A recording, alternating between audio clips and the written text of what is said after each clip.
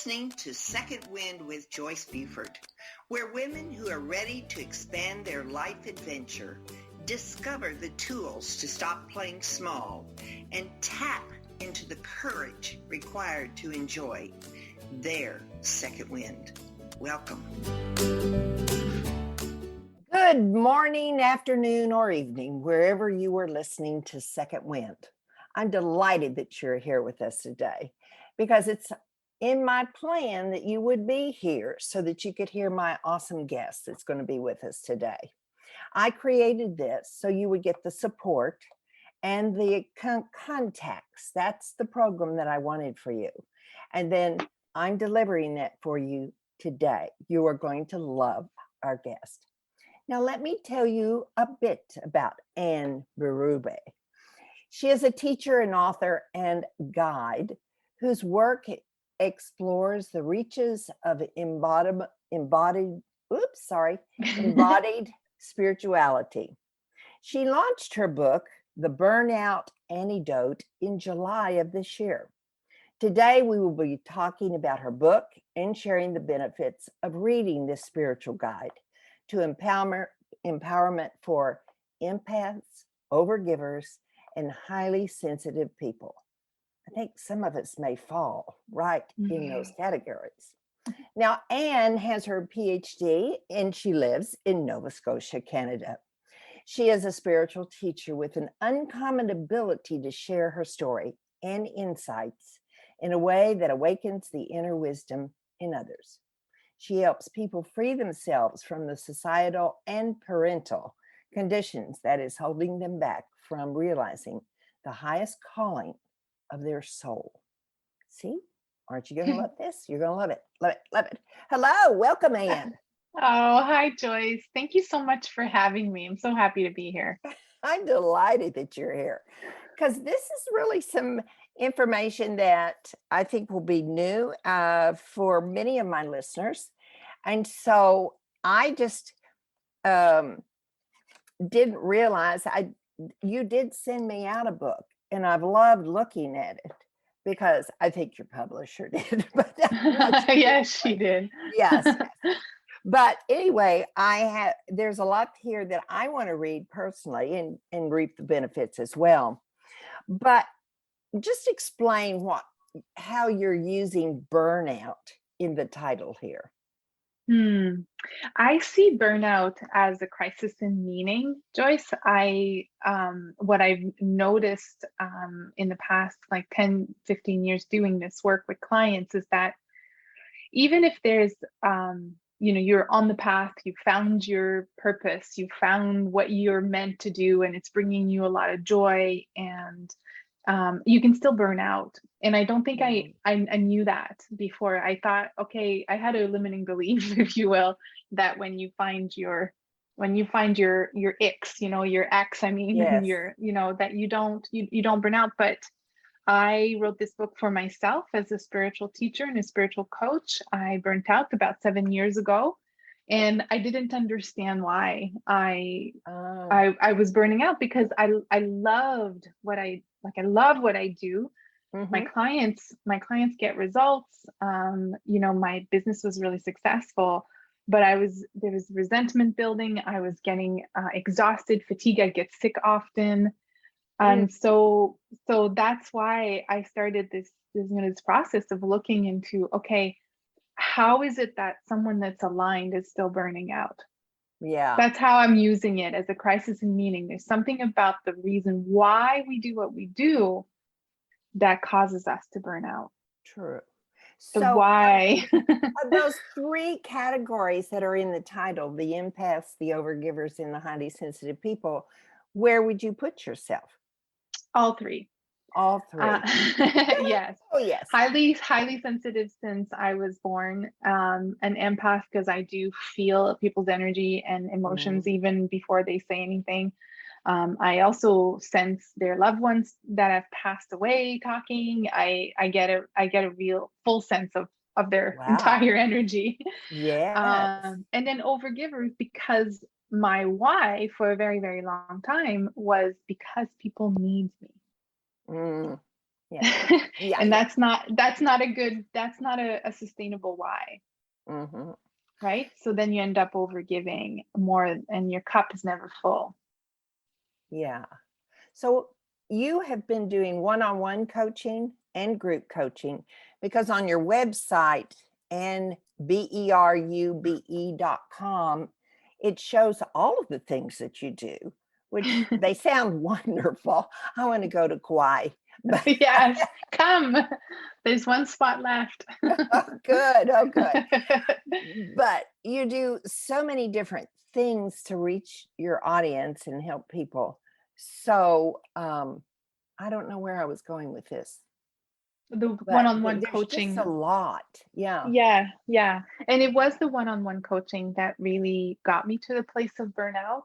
And so I had to pause, and I do write about this in the book. I had to stop because what I realized is that I had a limiting belief around being needed, that when I was needed, I knew who I was. So I had to stop and I had to take some time off. And logically, it didn't make a lot of sense because my one-on-one coaching was, financially was really my whole business, most of my Yeah.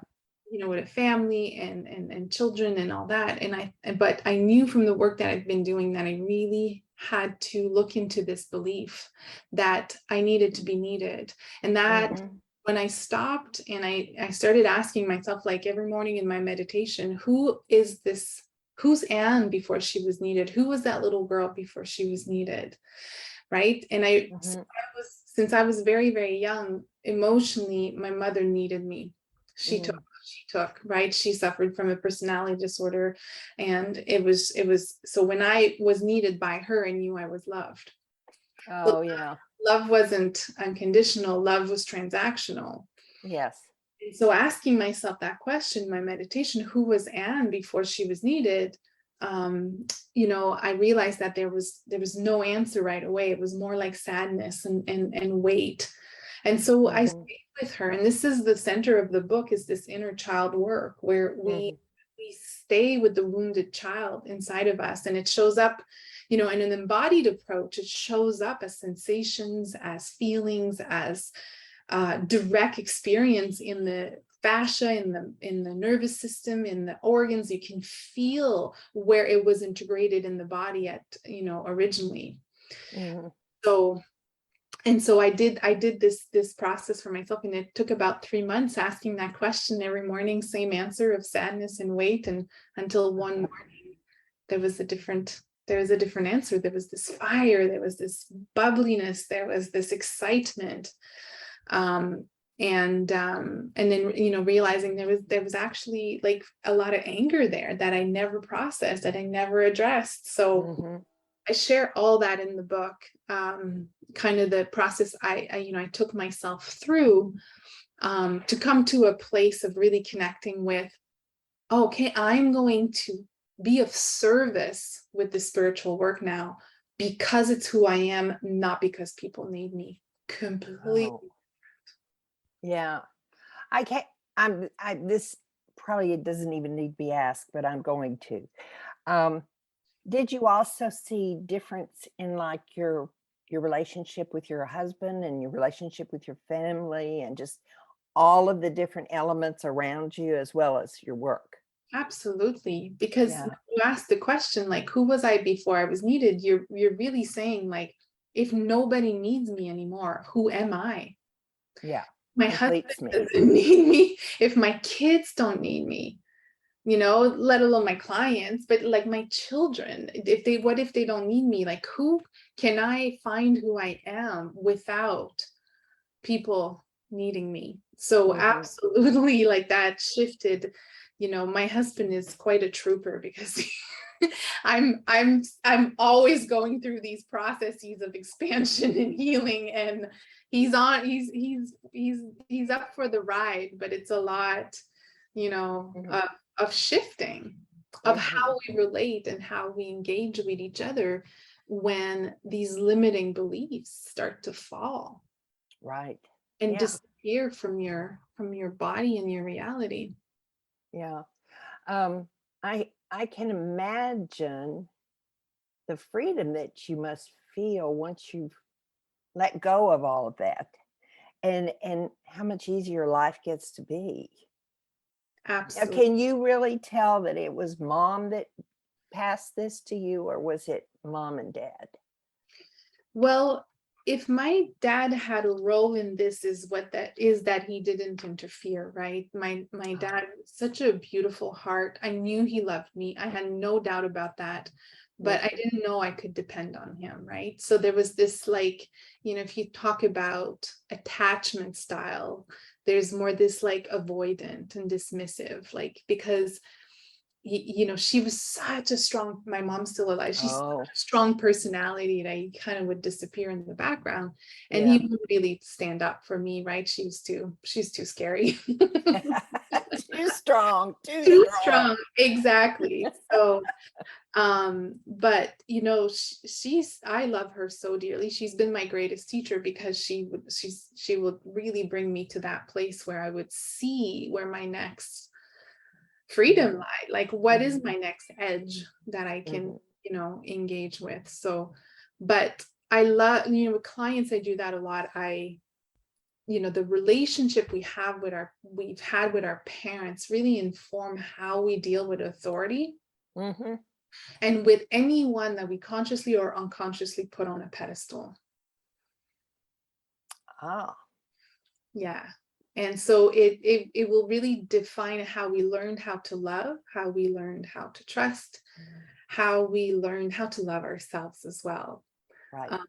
It's everything, and it really it sets the base for safety in the body, and it sets the base for belonging in the body. Mhm.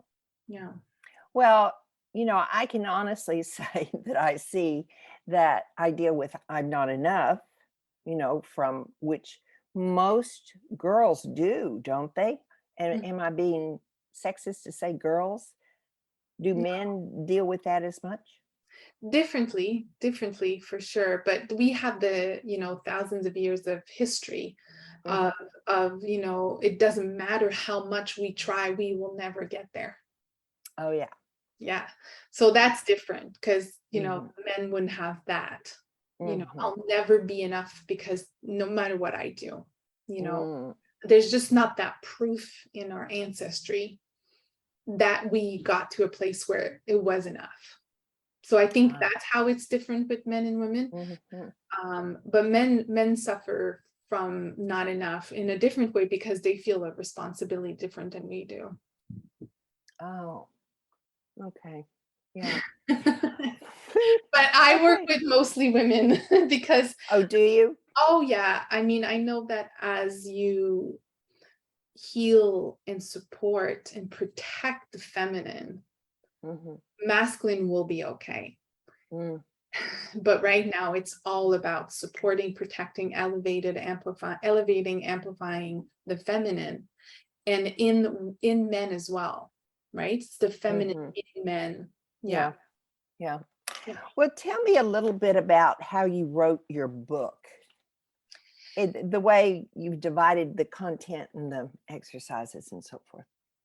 So I wrote the book in 7 steps. So it is a 7-step transformational process for someone who wants to heal, move through a transition period, Mhm. or is going through a big change in their life, and they don't want to bring the past with them, right? Like, they're really wanting to. This is a new way of engaging, and so Mhm. the book focuses on helping people find energy, let go of what's holding them down and what's taking their energy. But the Mhm. book could also be called 7-step to soul realization, because it Mhm. is a spiritual process through emotional healing in the body, Mhm. to reconnecting with your core essence, which is who you really are and why Mhm. you came, in the world today. So Mhm. at this time. So every chapter has 3 exercises that the reader can engage in. and there's meditations, writing exercise, journaling exercise, and they all kind of build on each other. So you could take the book and bring it on a week vacation and do it in a week. But you took 3 months. Well, yeah, exactly. But I don't think that. you would have to be the purpose of your vacation. Yes. Right? Yes. Yeah. Don't bring your hubby. Exactly. This is you. This is this. And I talk about this actually in chapter 2. Is the silent retreat for yourself. This is why you're going away. But you can also take a whole year. Just take your time with it, because depending on what kind of change you're going through, it could take a while. So this will support you in not repeating the past and really engaging your light in a way that's aligned with your new, this change that's happening for you. Yeah. It's interesting.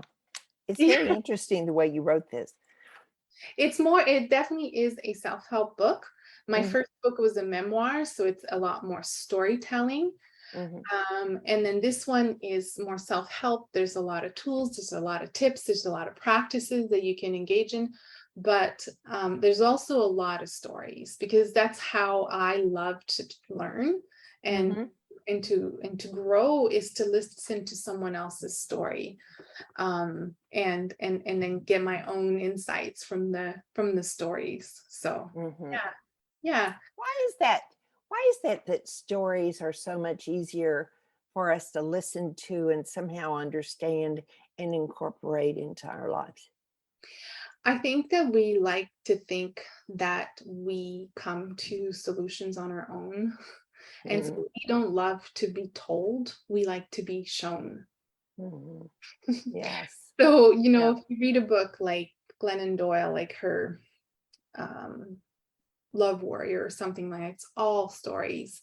And you read that and you go, oh, that happened to me too, or something like that happened to me. And then you get your own lessons and deductive reasoning. You kind of find your own solutions, and you're like, wow, that was really empowering. But she never told you what you should do, because we don't like that. We're kind of tired of people telling us what to do. Right. Yeah. Yeah. Right. So I love to learn like that, and I love to write like that. So there are, many stories in there, and I talk about my near-death experience in the car accident I had when I was 23 years old. I talk about, when I met myself, like when I met my soul, truly. There's a lot of, in the process of becoming a teacher, and then still healing and growing and transforming, even as a teacher. And I think that's important for people to know, is that it's never over. It's always a process. In your work, or do you see past lives? Do you ever go over in that? I mean, is that part of your gift? Yeah, absolutely. And I do use one of the exercises in the book is to actually go into a past life. And all the exercises are recorded, Joyce, so people can actually listen to them. So if you wanted to do some past life work, one of the guided journey in the book is, will take you all the way back to the past life that is related to this limiting belief that is actually holding you back and draining your energy right now. So that sounds wonderful. Yeah, I absolutely love that journey, because the way that I guide the listener, it really feels like it just shows up for you. Like you're not trying to imagine anything. You're not trying. There's no way you can make it up. It actually just shows up, and then you just follow the little breadcrumbs, and then people always have meaningful experiences on the other side, and it made sense to them, like, that's why I've been having a hard time in this lifetime. Yeah. Yeah. And so when Wow. I do one-on-one with clients, like I'll often tap into either like an ancestor that's passed away that is working with them really strongly. Mhm. And I don't look for it. It just kind of shows up. And then I'll also show up more like a thought or a feeling. Mhm. But for the past life, it's actually something visual for me. So I'll see their body changing. So I'll see like a physical change, and then I'll know like that there was physical trauma in that part of the body. So it's, you know, when your eyes are almost like half closed and you can see haziness, and so that's how suddenly it just happened like that. The body kind of gets fuzzy, and then I can see the spots where there was trauma. Yeah. I know that you have a Facebook location address. That now, do you do teaching, or if somebody were to need a question answered or something in the book, clarification, can they go to you through Facebook and Definitely. find answer? Oh, Yes. absolutely. Yeah. I answer all my messenger, unless it's someone asking for me to endorse their whatever. I usually don't answer those. But if someone has a question about the book, or someone has a question about, what they're going through, I usually answer. Absolutely. Facebook, Instagram, is I'm always on those platforms because Oh. it's kind of where I am. Yeah. Well, they didn't put your Instagram on my form. Oh. Oh, Well, just what is your Facebook? Would you tell your Facebook so the yeah. listener? So Berube, my name, and then author. That's my Facebook, and then Okay. for Instagram it's just Berube. That's it. Simple. Yeah. Mm-hmm. Yeah. Now, I'm curious because you shared with me that your husband was from Arkansas. How did you all meet? So You're in Nova Scotia. his mom is from Arkansas, but he was born in Nova Scotia. Oh, yes.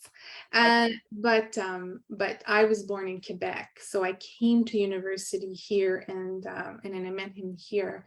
His mother was married to a professor before she was married to my husband's father, and he escaped the draft, I guess. Oh, okay. On like, I can't remember what it was. It wasn't like religious thing. It was like a convictions. I can't remember what it was called, but it was like you could not be drafted because of your beliefs or something like that. And he was a professor in psychology, I think, and he was able to. Yeah. So they moved to Nova Scotia, and then they got divorced, and then Oh, I see. Well, I don't know why I needed to ask that question, but it was bothering. I know, but it's interesting, and I talk a lot in my first book, how we met, because it is quite. When I had the car accident, I saw him. I had an experience, and I saw him, and we weren't together, and but we had known each other before. And so the process of the 3 years after the car accident was to come back to this relationship that was really a soulmate relationship. Yes. But I love that. I know, but because of I'm so happy for you. Because of my upbringing, I sabotaged that relationship the first time I met him, because I didn't know what love looked like. Yes. I didn't think I was good enough for that kind of love. Uh-huh. Yeah. Yeah. So the first book reads, it's called Be, Feel, Think, Do, a memoir. And it was published by Hay House, and it reads like a love story. It's like a movie. Oh, nice. Oh, nice. I like that. Yeah. It's fun. Yeah. Well, how have you enjoyed expanding? Because you've done so well.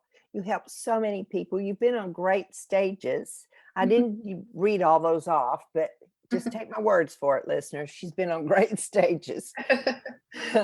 So when did you decide to expand into the retreats, and what's the benefit of going like to a spiritual retreat? Doing spiritual retreats was actually the first thing I did. I did that before I did coaching. I just love the acceleration that happens when you're processing an emotion and you're being witnessed by a group of trusting people.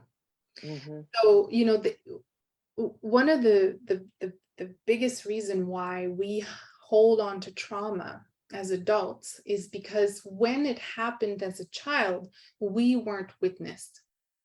So if the parent, you know, and often it's because our parents also weren't witnessed. So it's just a cycle, right?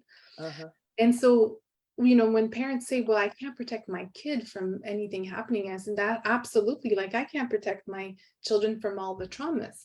But what they need is when something happens, that I am present in myself, in my body, and I am listening fully, and that they're witnessed with their emotion, no matter what the emotion is, even if it's outrage, rage, anger, shame, whatever it is. There, if my presence shows them that they're allowed to feel exactly what they're feeling, then the trauma won't stay in the body. It'll be a story. It'll be something that they'll remember, they'll know happened, but it won't be like how we had to carry these traumas, right? Until we had to. So this is the most powerful and most amazing part of my work, is when I'm leading a workshop, and breath is the first component. And I talk a lot about breath in the book, because in through the nose and out through the mouth. If you really breathe deeply like this, your body preps for that movement of emotion and information. And then your body feels safe. And so as they're breathing deeply, and then I ask questions and I teach, there's a wave that wants to be triggered. And then right away, the person wants to swallow it down, shut it down, so they stop the breath. And then I encourage them to continue to breathe, to deepen the breath in that moment. And then there's this opening that happens, and there's 40, 50, 70 people around breathing with them. That is love.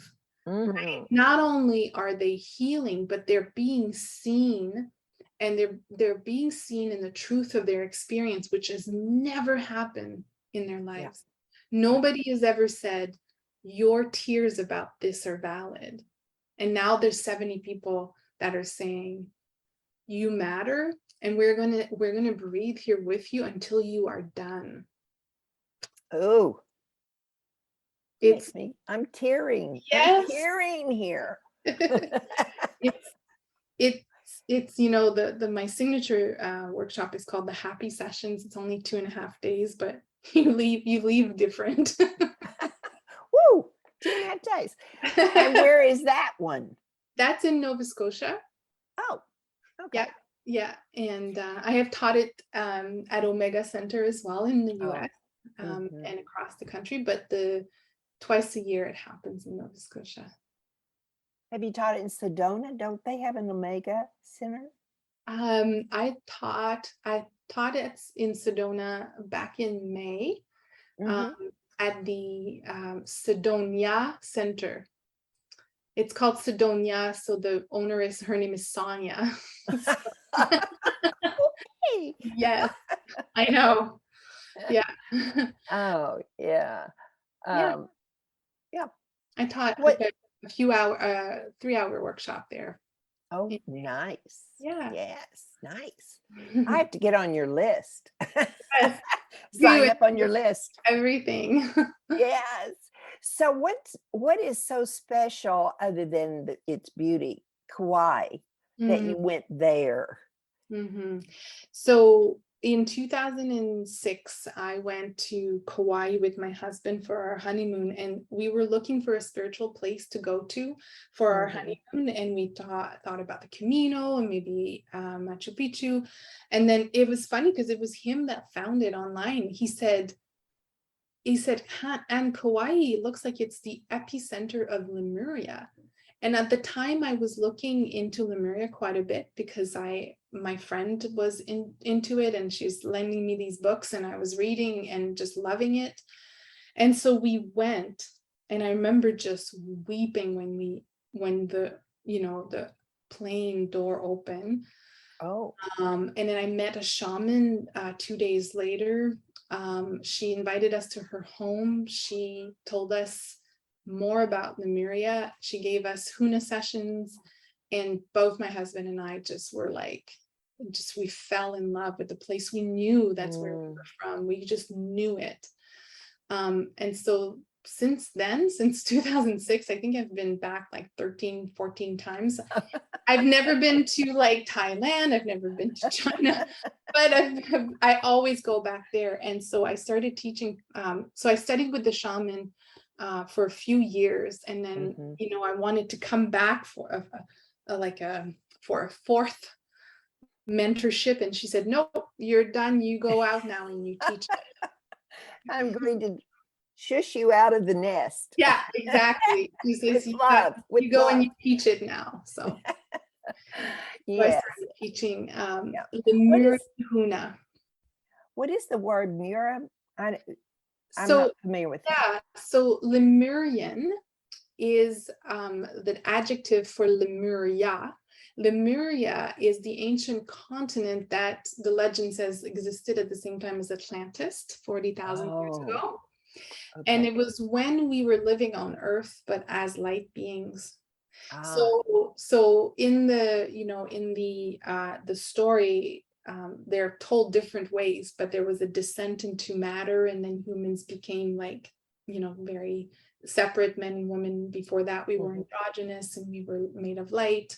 And so some people remember that past life as a light being here on Earth, and the location energetically was Kauai. And so when you go there, you really remember. You remember your people, you remember how it felt to be free of the body, to be actually connected with nature, connected with animals, connected with other humans through telepathy. And so there's a lot of resources and books on Lemuria. My teacher is a Hawaiian descendant, so she taught me Huna, and Huna is the ancient ways of the Hawaiians. And so she taught me Lemurian Huna because the Hawaiians are descendant of the Lemurians as well.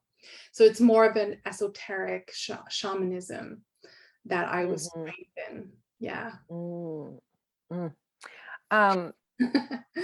I'm thinking, did Wayne Dyer talk about that in some of his books? I think so. Yes. And so he was, a dear friend of mine. And so on Maui, you can definitely feel the energy of Lemuria on Maui. So yeah. So I was thinking I'd heard that somewhere long ago. Yes. So yeah. Well, the place to start would be the book.